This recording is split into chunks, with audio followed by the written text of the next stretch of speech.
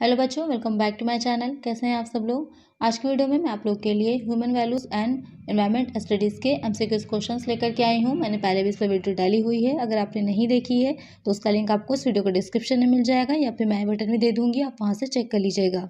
Video शुरू करते हैं, लेकिन शुरू करने से पहले क्या करना है, वीडियो को लाइक करना है, चैनल को सब्सक्राइब करना है और फ्रेंड्स के साथ वीडियो को शेयर करना है। आइए शुरू करते हैं। इससे पहले की वीडियो में 20 तक क्वेश्चन आप लोग के हो गए थे। 21 क्वेश्चन लेते हैं। पर्यावरण अध्ययन को उस शाखा के रूप में परिभाषित किया जाता है जो संबंधित है। Environmental studies is defined as the branch that deals with the design, study and discovery of new materials, the study of humanities, social, biological and physical sciences, incorporate the information and physical sciences approach about the natural world and the impact of human on its integrity। तो question आपसे पूछ रहा है पर्यावरण अध्ययन जो है उसे किस तरह की शाखा के रूप में परिभाषित किया गया है, या फिर हम ये समझ सकते हैं कि पर्यावरण अध्ययन जो होता है उसमें हम कौन सी चीज़ों को पढ़ते हैं। तो यहाँ पर आप जो नई सामग्री उसकी खोज करना, उसके डिजाइन और उसको अध्ययन करना, मानव की सामाजिक, जैविक और भौतिक विज्ञान के अध्ययन से है, सूचना और भौतिक विज्ञान के अध्ययन से है, प्रकृति के विषय में दृष्टिकोण और मनुष्य पर इसके पढ़ने वाले प्रभाव से है। तो जो पर्यावरण अध्ययन का हम अध्ययन करते हैं, या पर्यावरण अध्ययन जो दो शब्दों से मिलकर बना है, पर्यावरण अध्ययन, पर्यावरण का अध्ययन करना, तो पर्यावरण भी दो शब्दों से मिलकर बना होता है, परिधन आवरण, परि प्लस आवरण। तो उसमें क्या होता है, हमारे चारों ओर जो कुछ भी है वो क्या हो जाता है, पर्यावरण हो जाता है। तो यहाँ पर पर्यावरण अध्ययन होगा, उसमें हम क्या पढ़ते हैं, प्रकृति के विषय में हमारा दृष्टिकोण या हम क्या सोचते हैं और मनुष्यों पर, हम पर उसका किस तरह से प्रभाव पड़ता है, ये हो जाता है हमारा पर्यावरण अध्ययन। तो करेक्ट आंसर क्या हो जाएगा हमारा, ऑप्शन डी। नेक्स्ट क्वेश्चन है, पारिस्थितिकी तंत्र के कार्यात्मक स्वरूप हैं। The functional attributes of an ecosystem. आपको बताना है जो पारिस्थितिकी तंत्र होता है उसके जो कार्यात्मक स्वरूप है उसमें से कौन से हैं। Energy flow, ecological pyramids, food chain, all of the above. तो आपको क्वेश्चन में पूछ रहा है कि जो पारिस्थितिकी तंत्र है उसके कार्यात्मक या फिर जो फंक्शनल होते हैं या फिर उसकी कार्यप्रणाली जो होती है उसमें कौन कौन सी चीज़ें आती हैं। तो ये तीनों ही चीज़ें क्या होंगी, पारिस्थितिकी तंत्र में आती हैं, या इनके अनुसार ये पारिस्थितिकी तंत्र जो होता है पूरा कार्य करता है। तो यहाँ पर करेक्ट आंसर क्या हो जाएगा, option D, all of the above. Next question है, निम्न में से कौन सी मानव गतिविधि वातावरण में ऑक्सीजन के स्तर को कम कर सकती है। Which human activity can decreases the oxygen levels present in the atmosphere. Deforesting, animal hunting, mining, both A and C. तो आपको क्वेश्चन में पूछ रहा है कि कौन सी ऐसी एक्टिविटी है या गतिविधि है मानव की जिससे कि जो हमारे पर्यावरण में, जो एटमॉस्फेयर में ऑक्सीजन है उसका लेवल कम हो जाता है। वनों की कटाई करने से, जानवरों का शिकार करने से, खुदाई करने से, या फिर ए और सी दोनों से। तो यहाँ पर आपको पता होगा कि जो वन होते हैं, पेड़ पौधे होते हैं, उनसे हमें ऑक्सीजन काफ़ी मात्रा में मिलती है। तो अगर पेड़ों की कटाई की जाएगी या धीरे धीरे पेड़ जैसे हमारे वातावरण में कम हो रहे हैं तो उसमें एटमॉस्फेयर में क्या हो रहा है, जो गैसीय एक जो आपस में बैलेंस होता है वो धीरे धीरे कम होता जा रहा है, जिससे कि ऑक्सीजन की जो मात्रा है वो भी घटती जा रही है। इस वजह से क्या होता है कि ज़्यादा से ज़्यादा कहा जाता है कि पेड़ लगाने चाहिए। तो यहाँ पर जो पेड़ों की कटाई है अगर वो इसी तरह बढ़ती रही तो वातावरण में ऑक्सीजन की मात्रा घटती जाएगी। तो यहाँ पर करेक्ट आंसर क्या हो जाएगा हमारा, ऑप्शन ए। नेक्स्ट क्वेश्चन है, एक पारिस्थितिकी तंत्र में बड़ी संख्या में आपस में जुड़ी श्रृंखलाएं एक साथ मिलकर बनाती हैं। A large number of interlinked chains in an ecosystem together forms a dash, nitrogen cycle, carbon cycle, food web, food chain. तो क्वेश्चन आपसे पूछ रहा है कि एक जो पारिस्थितिकी तंत्र होता है उसमें आपस में जो जुड़ी श्रृंखलाएं होती हैं, यानी कि बहुत सी श्रृंखलाएं जो आपस में जोड़ करके एक साथ मिल जाती हैं, तो वो क्या बनता है, नाइट्रोजन चक्र, कार्बन चक्र, खाद्य जाल या फिर खाद्य श्रृंखला। तो यहाँ पर आपने खाद्य श्रृंखला काफ़ी सुना होगा, जो फूड चेन होती है। तो जब कई तरह की जो खाद्य श्रृंखला आपस में जुड़ जाती हैं तो वो क्या बनाती हैं, वो बनाती हैं फूड वेब, यानी कि खाद्य जाल जिसे कहा जाता है। इसमें क्या रहता है, जो भी आपने पढ़ा होगा, प्रथम भोक्ता होता है, द्वितीय भोक्ता होता है, तृतीय भोक्ता, जैसे कि आप देख रहे होंगे फिगर स्क्रीन पर अपनी। तो उसमें क्या रहेगा कि एक जो जीव होता है, कोई एक प्राणी होता है, उसके पास एक से अधिक ऑप्शंस रहते हैं वो भोग करने के लिए, भोजन प्राप्त करने के लिए। तो वो हो जाता है हमारा फूड वेब, यानी कि खाद्य जाल। तो करेक्ट आंसर क्या हो जाएगा हमारा यहाँ पर, ऑप्शन सी। नेक्स्ट क्वेश्चन लेते हैं। नेक्स्ट क्वेश्चन है, पारिस्थितिकी शब्द निम्न में से कौन सी भाषा से लिया गया है।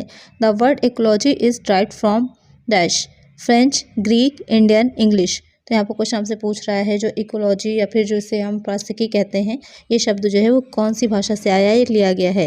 फ्रेंच से, ग्रीक से, भारतीय से, या फिर अंग्रेजी भाषा से। तो ये लिया गया है ग्रीक भाषा से। तो करेक्ट आंसर क्या हो जाएगा हमारा, ऑप्शन बी। अगर बात करें हम इसके अर्थ की, तो यहाँ पर जो पारिस्थितिकी होता है उसका अर्थ हो जाएगा इकोलॉजी का, कि जो जीवधारी होते हैं उनके आवास में और किस तरह से रह रहे हैं उसके बीच में संबंध क्या होगा उसके बारे में अध्ययन करता है। तो ये कह सकते हैं कि जीव विज्ञान की एक ऐसी शाखा है पारिस्थितिकी जिसके अंतर्गत जीवों के वातावरण पर्यावरण के साथ उनके जो संबंध होते हैं, किस तरह से वो आपस में एक दूसरे के साथ एडजस्ट करके रहते हैं। कहीं पर आपने देखा होगा कि मौसम एटमॉस्फेयर अलग अलग होता है हर एक जगह का, तो वहाँ पर के रहने वाले लोग जो होते हैं उसी के अकॉर्डिंग ही क्या होते हैं, अनुकूलित होते हैं। तो यहाँ पर वही चीज़ कहने का है कि अलग अलग जगहों पर किस तरह से आपसी संबंध होते हैं पर्यावरण के साथ व्यक्ति के, मानव के, वही हो जाता है हमारा पारिस्थितिकी तंत्र। तो करेक्ट आंसर क्या हो जाएगा यहाँ पर हमारा? Option B. नेक्स्ट क्वेश्चन है, राष्ट्रीय शिक्षा नीति में पर्यावरण शिक्षा को कब से महत्व दिया गया है?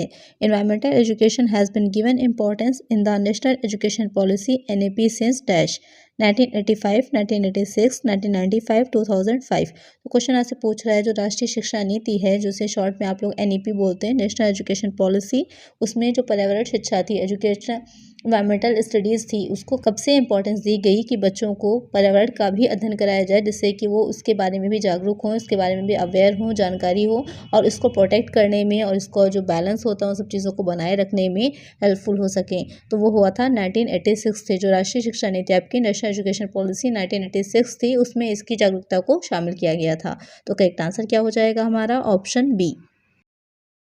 नेक्स्ट क्वेश्चन है, चिपको आंदोलन के प्रेरता थे? The leader of Chipko movement was Medha Patkar, Arundhati Roy, Sunderlal Bahuguna, Baba Amte. तो जो चिपको आंदोलन था, आपको पता ही होगा किससे संबंधित था। चिपको आंदोलन जो संबंधित था वनों के कटाव से संबंधित था, तो वृक्षों के लिए था। तो इनका जो प्रेरता थे या लीडर थे मेन, वो कौन थे? सुंदरलाल बहुगुणा थे। इनको विश्वामित्र के नाम से भी जाना जाता है, और जो इन्होंने आंदोलन चलाया था उसका घोष वाक्य क्या था? क्या है जंगल के उपकार, मिट्टी, पानी और बयार। तो ये भी आपसे पूछ सकता है कि इसका घोष वाक्य, स्लोगन क्या था? तो ये हो जाएगा चिपको आंदोलन का किसने से संबंधित है? सुंदरलाल बहुगुणा से संबंधित है। तो करेक्ट आंसर क्या हो जाएगा हमारा? Option C. नेक्स्ट क्वेश्चन है, विश्व पर्यावरण दिवस मनाया जाता है? World environment day is celebrated on 5 अगस्त, 5 मई, 5 जून, 5 जुलाई। तो यहाँ पर क्वेश्चन आपसे पूछ रहा है जो विश्व पर्यावरण दिवस है वो किस डेट में मनाया जाता है? तो ये जो दिवस है आप लोग देख लीजिएगा, बहुत इंपॉर्टेंट है, एग्जाम में अक्सर पूछे जाते हैं आप लोगों के। तो इसको अच्छे से देख लीजिएगा कि अर्थ डे कब होता है, या जो वाटर डे कब होता है, एनवायरमेंटल डे कब होगा, इस तरह के जितने भी दिवस दे रखे होंगे उसको देख लीजिएगा। ओजोन दिवस कब होता है? तो यहाँ पर जो विश्व पर्यावरण दिवस होता है वो कब हो जाएगा? 5 जून को होता है। तो करेक्ट आंसर क्या होगा हमारा? Option C. नेक्स्ट क्वेश्चन है, जलीय पारिस्थितिकी तंत्र तालाब के जैवभार का पिरामिड कैसा होगा? How will be the pyramid of biomass of aquatic ecosystem bound? Straight, inverted, similar, all of these. Question में पूछ रहा है कि जो जलीय पारिस्थितिकी तंत्र होता है, अगर हम बात करें कि पारिस्थितिकी तंत्र कितने तरह का होगा, तो मेनली इसे हम जो है 2 भागों में बांटते हैं। जो पारिस्थितिकी तंत्र इकोसिस्टम होता है आपका 2 भागों में बांटा जाता है। एक हो जाता है प्राकृतिक, दूसरा हो जाता है मानव निर्मित, या फिर जिसे हम कृत्रिम भी बोल सकते हैं। तो जो प्राकृतिक होगा वो भी आपका 2 भागों में बटा होता है, स्थलीय पारिस्थितिकी तंत्र जिसे टेरेस्ट्रियल इकोसिस्टम कहते हैं, और जलीय पारिस्थितिकी तंत्र जो कि एक्वाटिक इकोसिस्टम हो जाता है। जो आपका जलीय पारिस्थितिकी तंत्र होगा वो भी 2 भागों में बटा होता है। एक हो जाता है फ्रेश वाटर इकोसिस्टम, दूसरा हो जाता है मरीन इकोसिस्टम। तो इस तरह से हम इसको डिवाइड करते हैं। तो यहाँ पर जो आपका जलीय पारिस्थितिकी तंत्र होता है उसका जो जैवभार का पिरामिड होगा वो उल्टा होता है, इन्वर्टेड होता है। तो करेक्ट आंसर क्या हो जाएगा हमारा? Option B. नेक्स्ट क्वेश्चन है, सही खाद्य श्रृंखला कौन सी है? Which is the correct food chain. आपको यहाँ पर बताना है कि इसमें से कौन सी चेन जो है फूड चेन वो करेक्ट है।